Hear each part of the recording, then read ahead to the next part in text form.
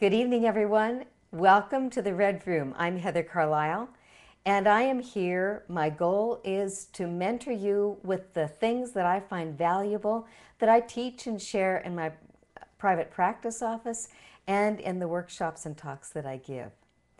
So tonight is I'm going to share with you the progress of those aspects in each one of us underneath how we get the outcomes in our life. That's usually what we're going for. What is my ability, my confidence, my enjoyment, my productivity in my life, and what does my lifestyle look like? My outcomes about who I am and how I've created my life. And if we can know about that, then we have more power to change it, more guidance, more direction, and more creativity. So I wanted, and I've worked on this for many years, I wanted to say in one spot, in one diagram, how it all fits together, what builds on top of what, so that we know we're in control, so that we know what we're doing, and we know where to go to find the obstacles or the self-sabotage, as well as the motivations and the passions. So, the movement of life and how we get results. If you print it out, it's over there, and you can look at it specifically yourself. It starts at the bottom and then moves up through the unconscious systems into the conscious systems. Now, our unconscious is pretty much programmed by the time we're 5, 6, 7 years old. If you think about the conscious mind and the unconscious mind, I learned wonderful specific data about that from Dr. Bruce Lipton, the microbiologist, who's been studying how we learn things in our how our brain is programmed. His book is, by the way, The Biology of Belief. I'll just type it for you over here. I may have shared this with you before. Biology of Belief, Bruce Lipton. So one of the things that I'll never forget that I learned from him is he drew a picture, and just imagine an iceberg, how there's a little piece above the surface of the water and then there's this huge amount of ice under the water. Great metaphor, which represents the conscious and the unconscious mind. He says that the conscious mind processes approximately 40 bits of information per second. Well, guess what the unconscious mind processes each second? Somewhere in between 1 and 4 million bits of information per second, which says that there's a lot going on in our unconscious brain, our unconscious mind, our unconscious systems that we don't know anything about. And obviously, I'm always breathing and I'm not really conscious of it. I breathe all night long while I'm sleeping. I am not conscious of it. And yet these systems are running with great complexity and great effectiveness.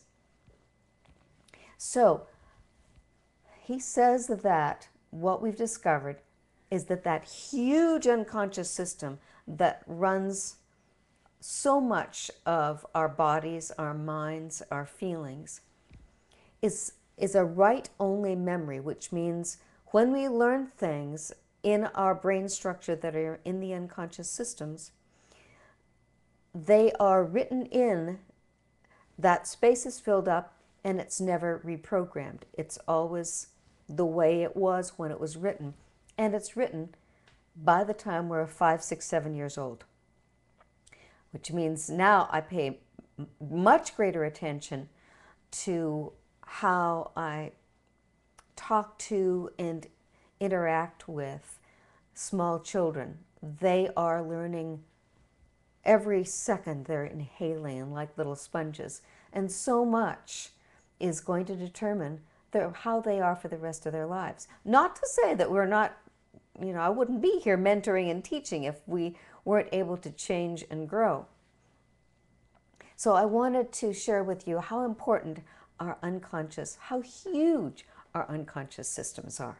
And anytime you have a question for me, type away. I love to hear from you. And thanks for tuning in.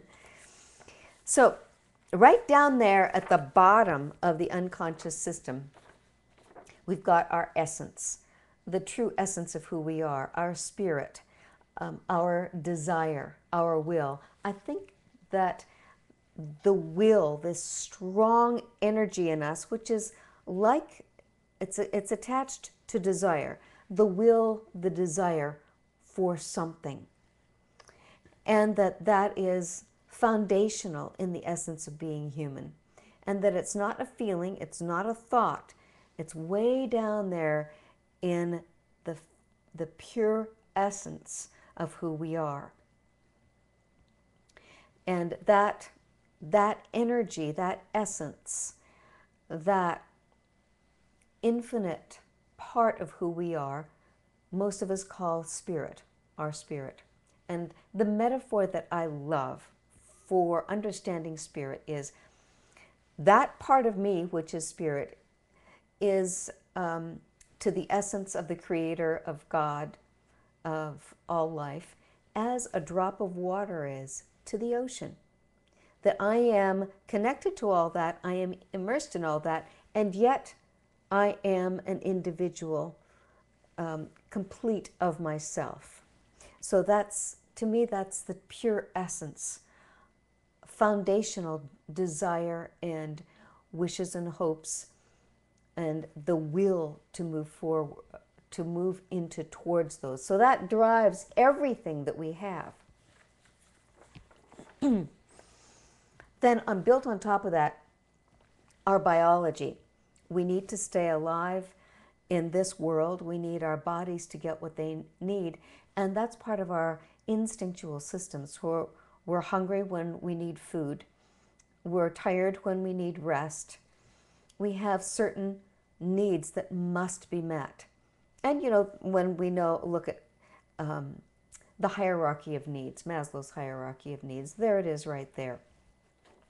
So first of all, we need to stay alive, and there our core values are beginning to be built, because the core values are what we need in order to survive and in order to pursue our true desires, the will of the essence of who we are. Then on top of that, we've got experiences and information. Whatever it is, a little baby or a child or a person experiences, that's what goes into the brain, and we make, therefore, on top of that, we perceive certain things.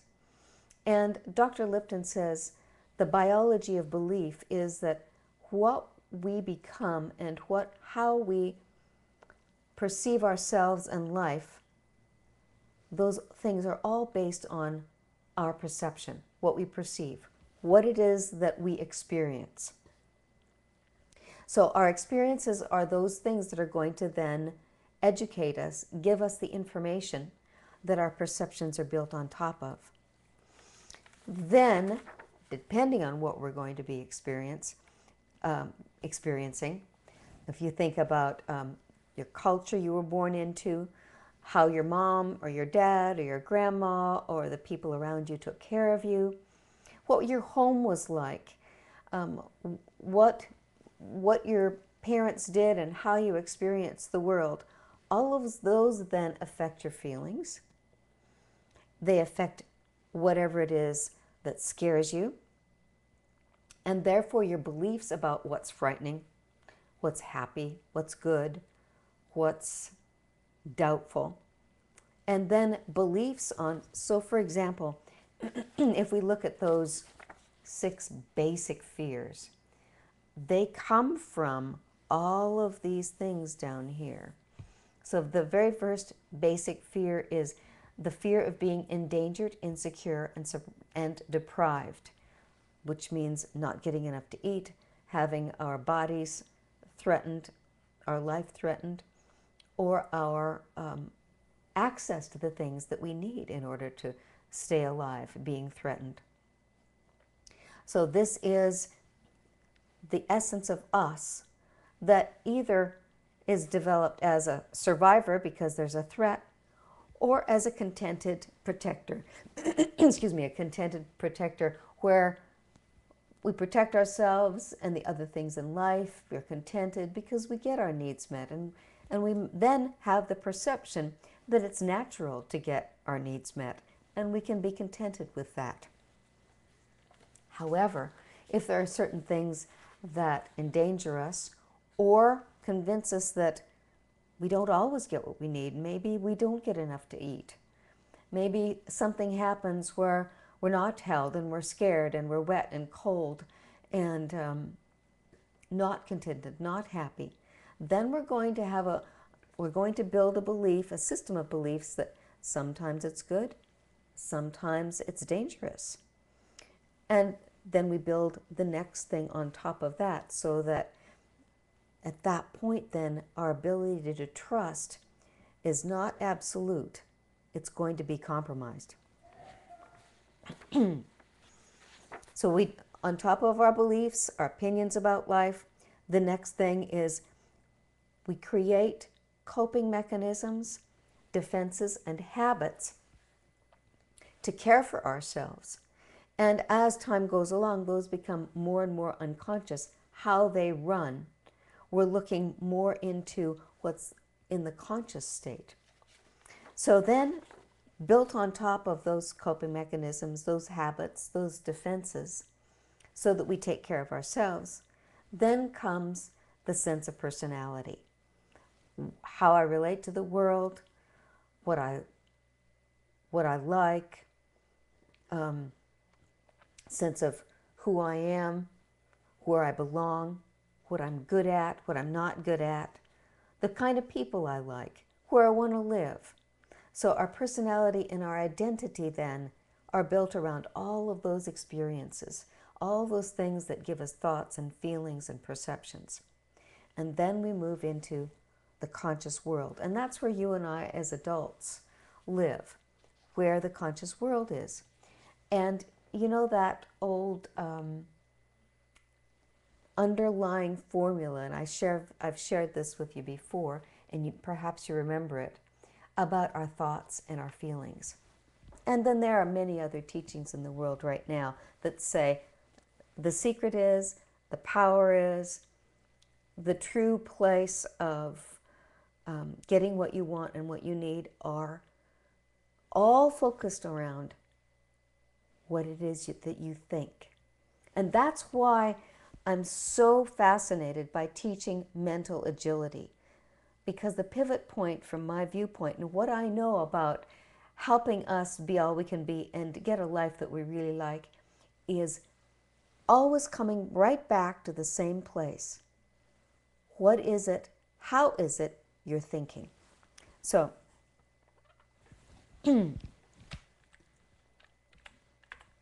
number one, my thoughts determine my feelings. And how I feel about things is often one of the first motivators for me deciding what I'm going to do and what I'm not going to do. If I like it, if I'm happy, if I feel productive, if I feel great self-esteem, I'm going to go in that direction. Or if I'm sad, or that hurts me, or I feel guilty, or I'm scared about something, I'm probably not going to go there, I'm going to go over here. So it's critically important that we understand how our feelings work. And then number two, my thoughts determine my feelings. I can choose or control my thoughts. This is the pivot point of everything that we are and everything that we have is what is it that we think about? We can choose them. Many times we don't choose them.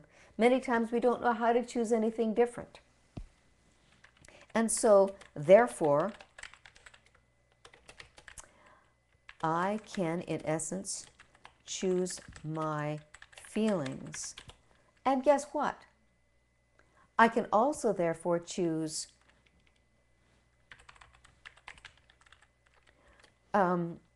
my priorities, if you look at the model. The people in my life, the relationships that I get into, whatever it is that I want to change, I can determine that. Whatever it is, my actions and behaviors, and then the results, the outcomes, my lifestyle. It all comes back to our thoughts. And with the proviso that there's a whole lot in the unconscious system underneath how we think, what we think about, what our beliefs, attitudes, and opinions are, what our core values are. That's going to determine our thoughts. And what I'm interested in is the largest definition of mental agility, so that we're agile in our minds. Well, you know me. I'm always interested in what is it that's going to convey the idea that is more constructive quickly. And here's the best that I know. My thought process is going to determine who I become and what my life looks like. And by looking at me, hearing me, you've already figured out a lot of the things that I think about and have thought about. And like you, I'm always looking for improvement, growth, better, what's next, some kind of advancement. Because I think that's right down there on the bare metal of, so to speak, of our essence, the desire and the will for something more, something better. Ooh, my phone's ringing. It's over there. So I'm going to go get it and turn it off.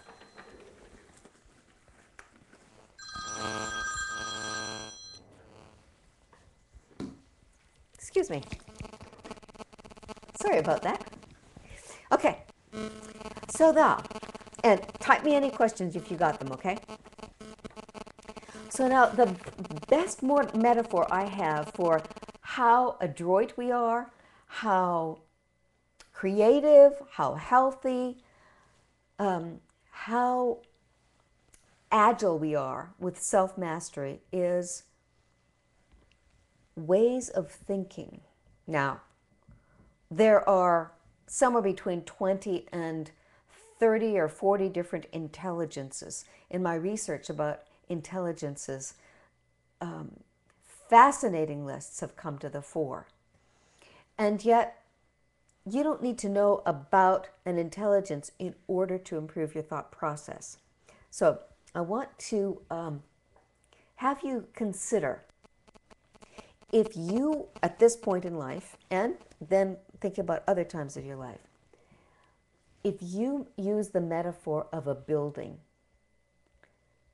to describe how you think, or what it's like if I could do a Vulcan mind meld and wander around and you'd kind of accompany me around the rooms of your mind and show me your different thought processes, the different things you think about, the different pictures that you have in your mind, and the different habitual places you go just when you're, or the places you go when you've been stressed out.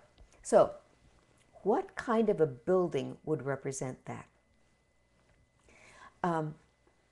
It could be just a plain little old farmhouse, kind of like Little House on the Prairie.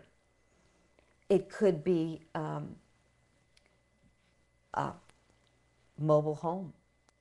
It could be a nice suburban bungalow. There's my husband. What are you doing, Jack? Getting this away from the transmitter. Oh, he's getting my phone away. Thank you, honey. It's making a buzz. Sorry. Okay. And he's a sound guy. What can I say? He's very picky about that. That's why I've got this microphone on. Anyway, what if most of the time your mind is in a corporate headquarters where it's a high rise and you're thinking of yourself in your office with the windows? Or maybe you've got yourself mentally in a cubicle where everything is kind of orderly and tight and close. And it's hard to go out of that cubicle, or it's hard to be in social settings. Or is your mind like a great hotel where there are all different rooms with all different things happening? Or perhaps your mind, moving around in your mind, is like a university with all the campus, with all the different buildings and the different rooms that you go into. Does that make sense? Give me some feedback, ask me some questions.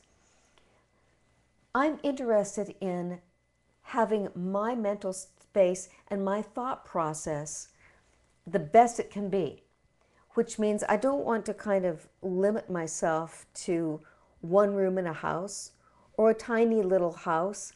I want it to be all different dimensions. So I want one room to look maybe like an art gallery or a museum, another one to look like the executive suite in a great corporation where all the windows and you've got your desk, you're free to move around, you've got access to all the technology. Mentally, you feel expansive and creative and in control.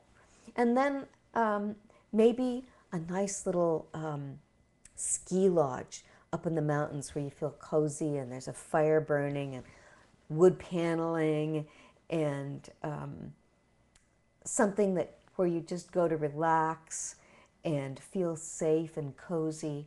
All different kinds of buildings represent how we are in our minds.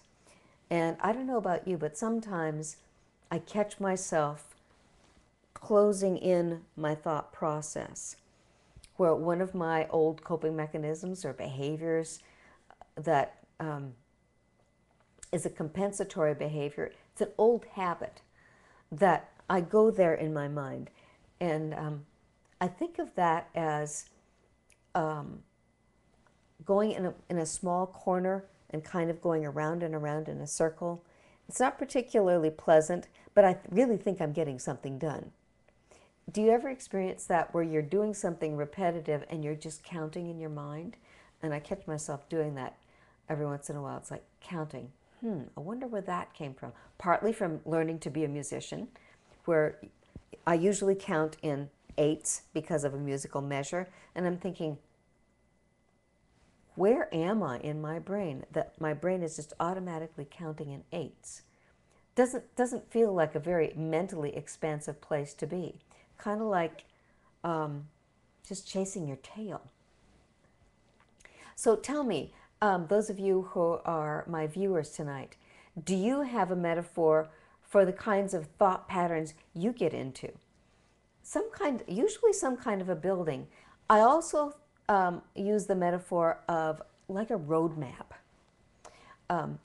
where some of the roads are little gravel going into paths where you've not been down that road before, and it's like, gee, I don't really know anything here, not really that comfortable, don't think I want to go down this path. Or a road in your brain, on your road map of your mind, that's very well traveled, you're very familiar with it, you know where all the freeway exits are, you know exactly where you're going, and sometimes you know exactly where you're going and it's not somewhere you want to go, but you've got an old bad habit or a craving or an addiction, and you're going down that road, or you're obsessed about somebody or something, and you're going down that road nowhere. Sometimes it gets very scary going down that road when you know you can't stop it. So we can change our thoughts anytime we want to. And that means that the conscious part of this, going upwards, first approach is what you think about. Now, if you have some kinds of thoughts or patterns of thinking that aren't as positive or as constructive or as helpful or give you a nice atmosphere in your mind, that just means you haven't been supplied, or you haven't supplied yourself with systems of thinking that are much more innovative, creative, fun, intelligent, contented, happy, organized, orderly. Ask me a question. Am I on track with any of you? Have you got any thoughts that you like the way they go? Thoughts that you wish you could change them? Or in somebody else that's giving you fits? Okay, Heather, I have trouble changing what I think about. I know I should be more positive, but it's difficult. Exactly why I'm talking about this tonight. Thank you so much. It is difficult because you probably got one of those habits, like how we take the road home from work and we go the same way, and home is always the same thing. You get into that pattern and it's hard to get off it. And if it's your home, you're always going to go back to your own home. So, and if it's a system of thoughts that is connected with something that's a typical part of your life that you value, then it's hard to change how you think about that. So what we want to do is personalize this so that you know what works for you, because each one of us has different things that affect us in various ways, and we want to know what each one of us responds to, what we like, what motivates us, what it is that we really want. Now, I'll give you an example. I was working with a trainer at one point, and it was very hard, and I really needed to do it. And the trainer would try to motivate me by saying, get angry, push it, just extend yourself, get mad and make it happen. And I needed to say to my trainer that getting angry and pushing it and, being aggressive, I don't respond to that. It's like, no, I don't want to be aggressive. I don't want to push it. I don't want to get angry. Doesn't feel constructive to me.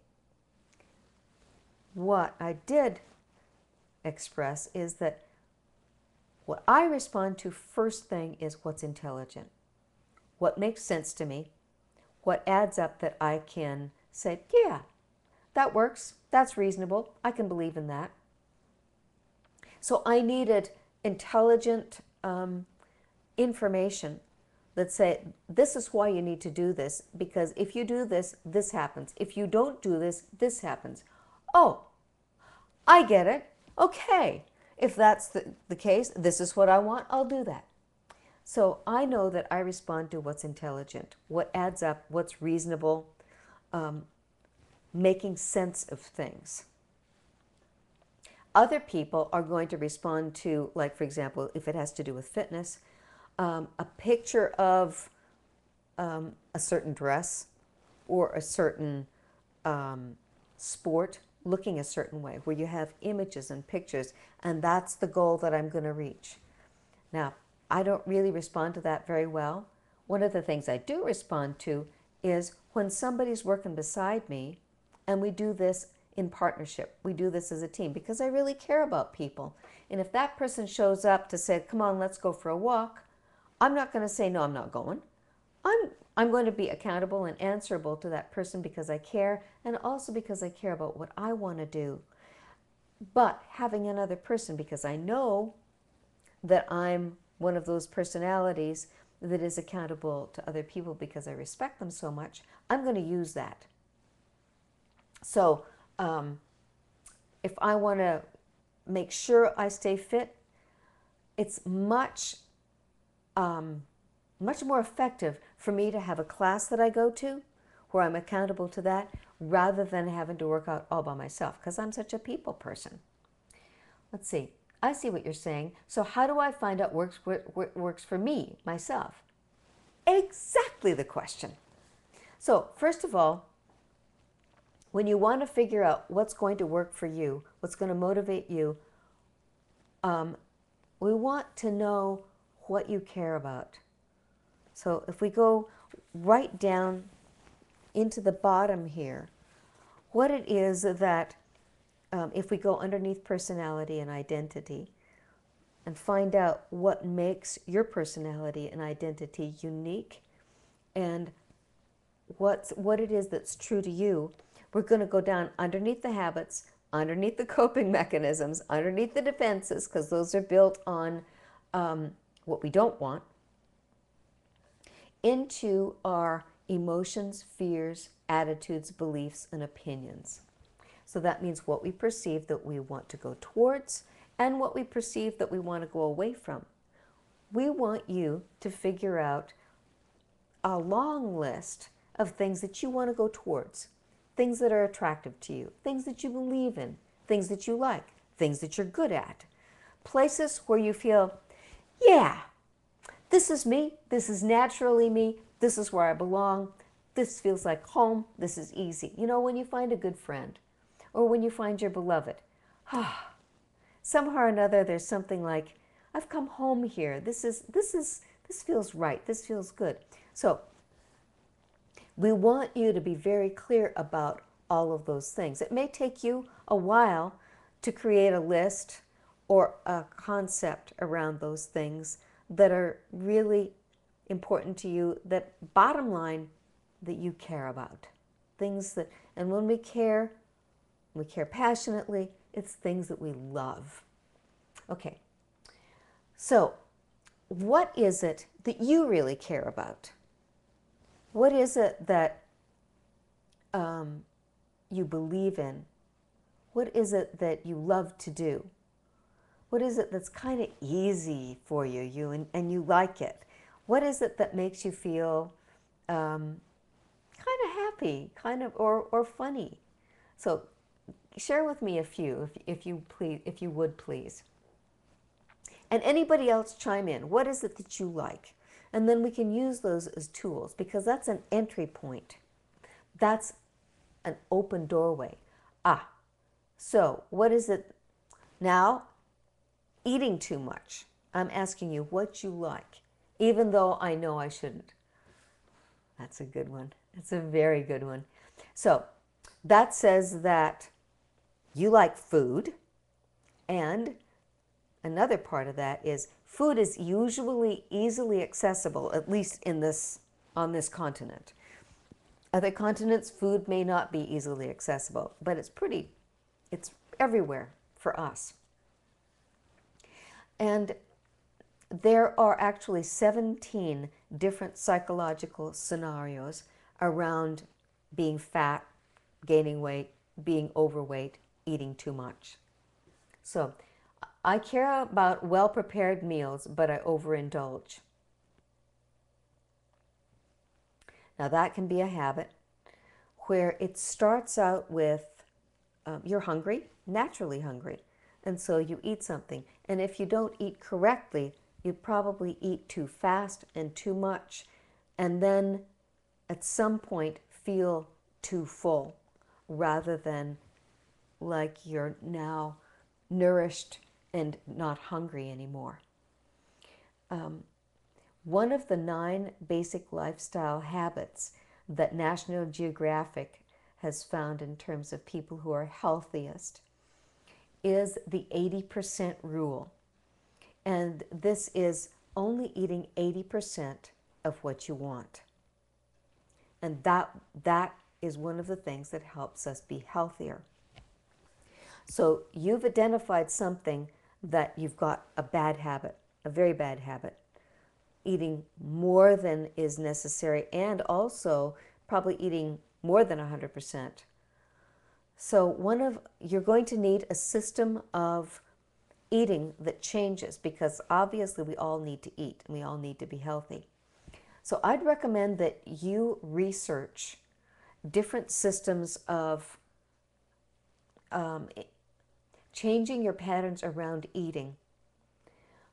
And that's not a simple thing. I mean, if we look at our country, and there are so many people in serious trouble with being fat or overweight or obese, and I'm not just willing to say, well, you're a little chunky. Well, you just, whatever it is. No, I'm going to say fat because it's not good for us. And we do get fat. And right now, I'm working on some fat. I've got several different things that I know work for me, and I have a cleansing system that I do that gets me jump started really nicely. But there are all kinds of what we call methods, protocols, diets, systems of changing what we eat and how we eat it, how we feel about it, and what our action patterns are.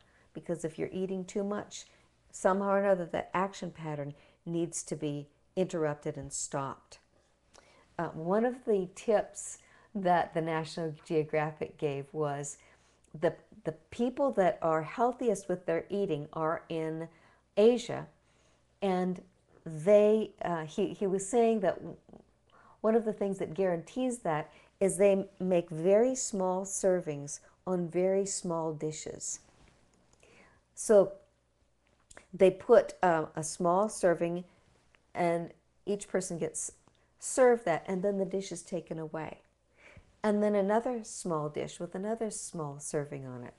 So that's one of the things that controls portions. And the other thing that it succeeds in doing is it extends the time that you're eating so that you feel full. It takes a while for us to feel full, even though our stomach is full, to have that sense of being satisfied. So there are patterns around how we have mealtime that affects how full we feel and that help us not to overindulge. But that's something that you're going to need to get expert help with. And you need to look at what is going to work for you in your lifestyle, whether it's Weight Watchers or a cleansing program or pre-cooked meals, or you stop cooking yourself and stop using it as a hobby. That's one of the things that happens with some people. They're foodies. I don't know if you know that the opposite to fast food is slow food. There's a whole national organization around slow food, which means they're devoted to cooking things from scratch, things that are natural, healthy, from fresh things from the local neighborhood. So those people are foodies, and they're devoted to that which is quality and healthy. But when I consider assisting someone who eats too much, and I find out that they like cooking, then we've got oh, I see, thanks, you're welcome. Then we have something that we can really change. For example, one lady that I worked with years ago she had lupus and diabetes, and she was obese. And found out that, of course, her favorite hobby was cooking. And she had an entire bookcase of cookbooks. So after we discussed this, she decided that she would store the cookbooks that she really liked and give away all the rest. So she ended up with just one box of cookbooks that she really liked. They were precious to her, but she stored those somewhere, I don't know, in her attic or something, so that bookcase had no cookbooks left in it. And so to remove all of the implements for that activity, that hobby, that overindulgence, so that she could focus on just cooking the food that was nutritious but not a creative art form. And that she put the books away, she'd bring them back out again when she'd lost the weight, and she had new patterns around cooking. So patterns around eating can come from all different kinds of places. And so that's one part, is you're going to need to change how you think about food, how you prepare food, as well as how you eat. And then, of course, probably making sure that you're exercising and physically active. And one of the things that happens is people who overindulge in food sometimes aren't active enough or are bored and they're just hanging out. And instead of being physically active, they have space then to eat. So, the other point that I wanted to make about indulging with food, because that's one critically important thing for so many of us, move that out as a hobby or avocation or art form or interest. And you know that when it's become a habit and we move it out, it's so easy to just move it back in again. Or to use something else to compensate. You know, when sometimes when people stop drinking alcohol because they need to, they smoke instead. And that wouldn't be anything that you or I would want them to do, right? So it's critically important that if we remove something from our lives that we know we need to change and we need to remove, it's critically important that we add something even better, even more interesting, even more engaging, more delightful than whatever that was. So if you are,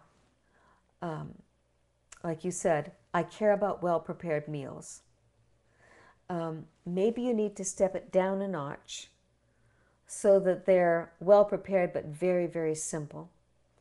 And use that sense of something being well-prepared in another way in your life.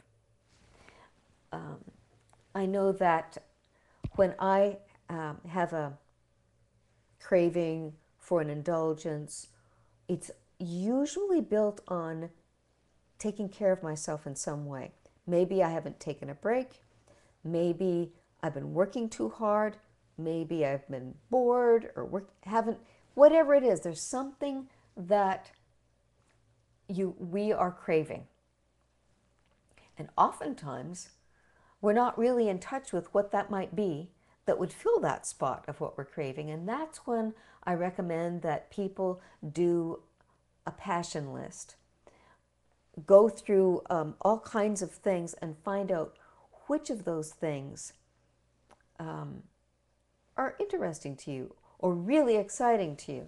So if you want, email me, whoops, and ask me for my passion list. Okay. Oh, I see. Thanks. Well prepared in another area of my life. Cool idea. You got it. So, when you want something else in your life, we want it to be so cool that you can't resist it. I'll share with you one of the things that always inspires me. When we go to the symphony or we go to the opera and something really stunningly fabulous happens. And I'm thinking, oh my gosh, this composer, what it took to write this piece of music, what it took for all these musicians to be this brilliant, to play this, what it took for them in rehearsal, what it took to create this beautiful building. And I think, this is all people. Everybody that participated in creating this wonderful event, this transporting and inspiring creativity, is a person. And we all have the same standard equipment. That means that each one of us has creativity in us for something. And that what I would like, and this is what I ask for myself, I say, okay, Heather, what have you done lately? How big a risk have I taken with the things that I like to create or design or do? How far have I pressed out my sense of what I would love to create? And so recently I decided that instead of just doing moderate-sized paintings, I would press myself out and do something really big. So guess what I'm thinking of doing right now? I'm going to paint the back fence. You know, the fence, it's just wood, right? At least ours is. And it's unpainted, it's just boards. Why shouldn't I paint a whole mural on there like the kids do downtown, like they do on buildings? We saw some wonderful ones in Europe last month. We were in the train and just miles of, well, not miles, probably over a mile, this wonderful fence that the kids had painted all kinds of things on it. And if you go downtown in your city, I'm sure you'll see something like that as well. So I'm going to paint the back fence. I'm starting to think about what I want to do because, you know, what can it hurt, right? And I hadn't thought about that as I've been conceptualizing how to teach this part of mental agility and taking risks and being playful and fun with taking those risks. And I've been really thinking about that in the last few months. That's one of the thoughts that occurred to me. So I'm going to be out there like Huckleberry Finn and Tom Sawyer with my brushes and doing something unusual on that fence. So what is it that you could do? See, that'll take me some time, get me active, get me designing, all kinds of steps necessary to create a mural on a fence. And I want it to be a big one, you know? It will keep me active and taking artistic risks of a sort. I mean, it's not a big risk. It can't hurt anybody, and you can always paint over it, right? So what is it that you like to do or kind of have dreamed to do, or it's like I have a girlfriend who just decided she'd buy herself a ukulele. Is that not cool? So she wants to do music, and that's a little portable instrument. And I was really tickled about that. So chime in, you guys. Tell me, what brave and audacious thing can you conceive of? Maybe that you won't do, but would be a possibility for someone like you or somebody who's also listening in. So well prepared in another area of my life. What's another area of your life? My birthday is coming up, and I wanted something pretty to wear for my birthday. And then I just realized I can't find exactly what I want. Why don't I just make it? Why don't I just go to the fabric store and take the time, get out my sewing machine, and make what I really want? Now see, that's one of the things that's hard for somebody like me because I'm so responsible. I'm thinking, well, that's not efficient. Of course it's not efficient. It's fun. It takes time. Maybe I make mistakes and I have to rip it out. It's me doing something different from my day-to-day work, and it's not going over there and getting a snack and eating. I'm way too busy doing something that's involving me in different parts of my mind, different parts of my thought process. So I'll be thinking about proportion, many other things. You know that if you paint or you sew or you do create things like that, that it's quite a complex mental process. So come on. Give me some ideas that are popping into your mind. If you don't have any ideas, tell me about that. You can't think of another aspect of your life that would be suitable to focus on, be more creative with, to take bigger risks with. Okay, tell me. What's a big risk? Tell me. You know what that BHAG is? A big, hairy, audacious goal? Or BHAR, big, hairy, audacious risk? What's a risk that you could take? Come on, you guys, chime in. Give me an idea for what might be possible for you. The passion list that I have is about 8 pages long.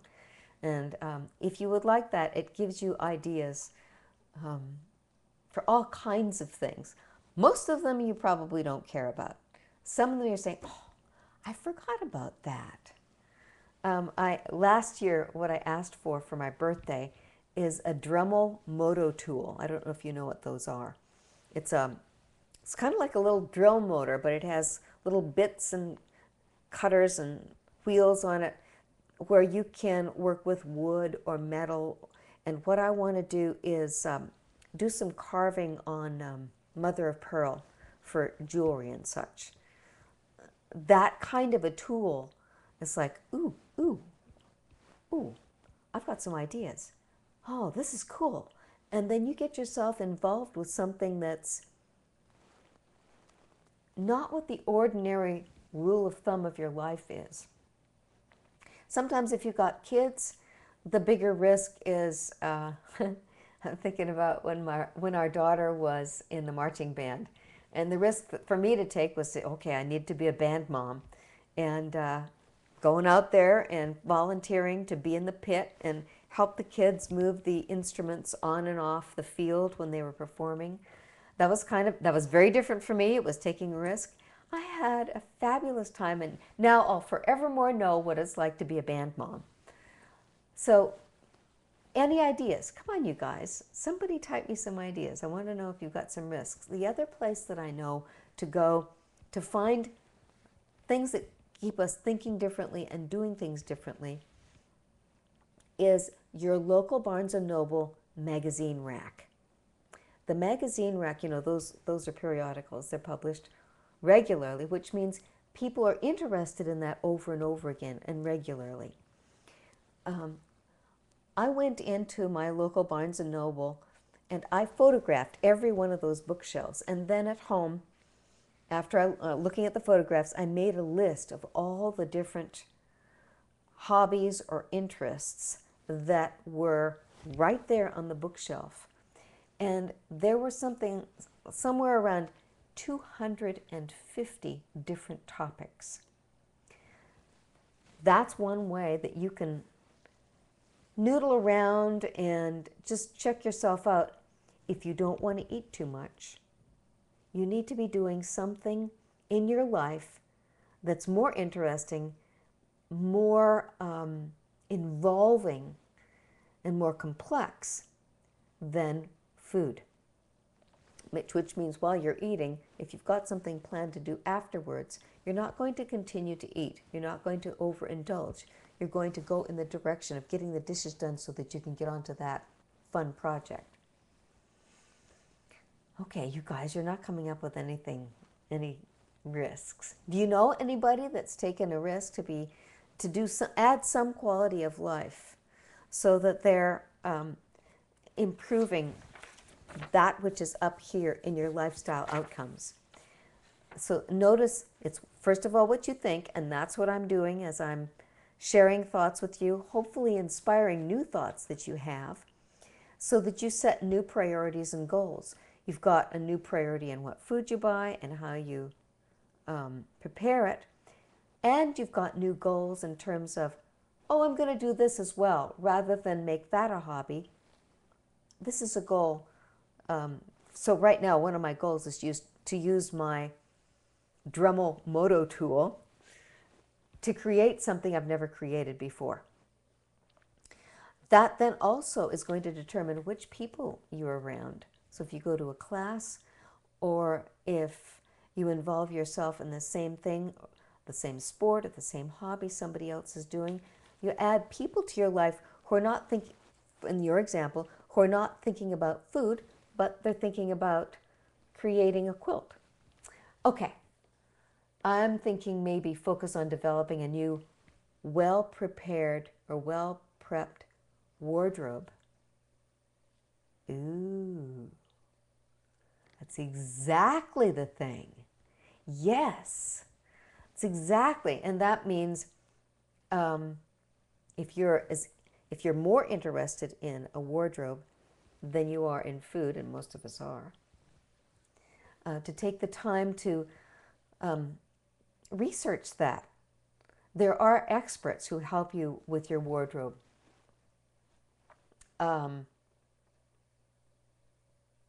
Yeah, where you clean it out, where you update it, where you determine what you really want. Maybe you find it in a bargain. Maybe you save up to get really the creme de la creme. Maybe you decide that you're going to learn to sew something. Everything around a wardrobe, there are many, many dimensions. That's a really good example. You can use all different aspects of your creativity and thought process with that. Organizing, figuring out how to create better order and respect yourself and your wardrobe in a better way. Cool thought, yes. Somebody else, chime in if you've got an idea. We're winding down, so any questions that you've got on your mind or any thoughts that you have, send them on over to me. Otherwise, I'm wondering, was this helpful, going through how the unconscious works and then how the conscious works, starting with what we perceive and then what we think about, and that we choose what we think. Each one of us, whether or not we're deciding to choose, sometimes we choose what we think just because we're going along with somebody else, or because somebody else believed that and we believe that too. So let's see. Heather, you have helped me see that the idea of well-prepared is very important to me, and I never realized it before. Oh, that's very elegant. Fabulous. You can apply that to anything that you care about in your life. It's what I think about all the time, but I never put it together. Brava. Very good. Well prepared in any way, which, if you take that to what I'd love you to think about is a well-prepared vacation. Maybe not next month, maybe in a year. A well-prepared vacation where you've got something really fun to look forward to. And when I suggest that to people sometimes, I think about, let's really take the risk and stretch it all the way out, which means, like I know some friends of mine do, get one of those huge maps that cover a wall. There's a map store in this city, and put it on the wall and then put pins in the wall where you want to go.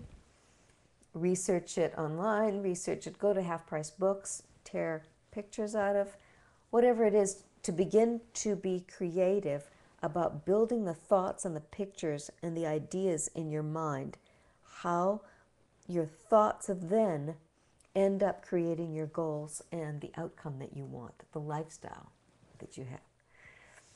Well, everyone, thank you for tuning in to the Red Room tonight. It's always so delightful for me to know that I've got listeners and viewers, and that what I'm sharing is in some way useful to you. My favorite thing is to mentor people for a better quality of life. Thank you, Heather, and thank you so very much for tuning in, for chiming in, and for considering ways to improve your life and improve your happiness and your health. That's my agenda, and I can tell that you're getting it. I really appreciate you showing up and participating with me. You're so welcome. All right, everyone, it's 9 o'clock. It's time for me to close the door of the Red Room, and it will be open again next week, 8 o'clock. And I'll welcome you then, and tell your friends to chime in too. Thank you so much, and good night. I'll see you next time, everybody. Bye-bye.